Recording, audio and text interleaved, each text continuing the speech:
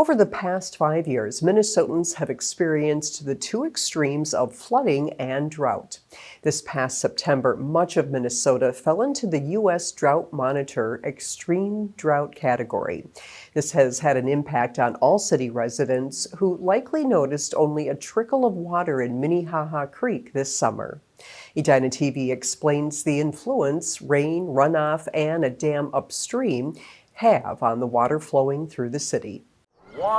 In mid-June, the Edina Community Foundation found just enough water in Minnehaha Creek to complete the annual Lucky Duck race. Nice work to all of you.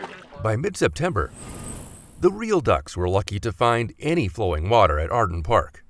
A second year of drought following 7 wet years. So we went from calls of people saying there's too much water everywhere to where'd all the water go? To find the answer, we travel up the Dry Creek bed to Lake Minnetonka. So in a normal water year, when we have normal precipitation, the dam would be open and where I'm standing I'd be in water. This is Grays Bay Dam, where the lake flows into Minnehaha Creek.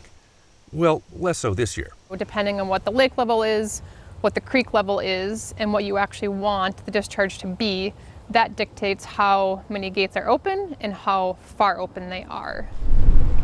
This summer, the lake lost more water to evaporation than it gained from rain.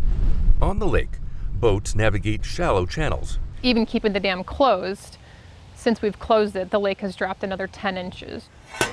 But ahead of a large rain event, it can be opened to increase the capacity of the lake and creek. What happens at Lake Minnetonka really matters. This arrangement reduces the flood risk in Edina.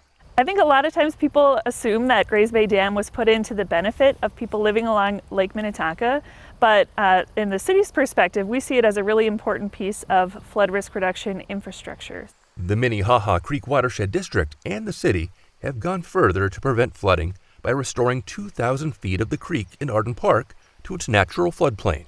So when water gets high, it can spill out onto this floodplain in places away from homes. Still, the city monitors those high water situations and remains prepared to distribute sandbags to residents. They are responsible for setting them up and tearing them down, but the city provides them free of cost. A connected watershed where coordination is key, even during an extreme drought. I'm Dan Carpenter for Edina TV. Flood risk reduction efforts don't take a break over the winter. City staff monitor the snowpack so they can anticipate flood risk in the spring. To learn your flood risk and how to protect your home, visit edinamn.gov/flooding.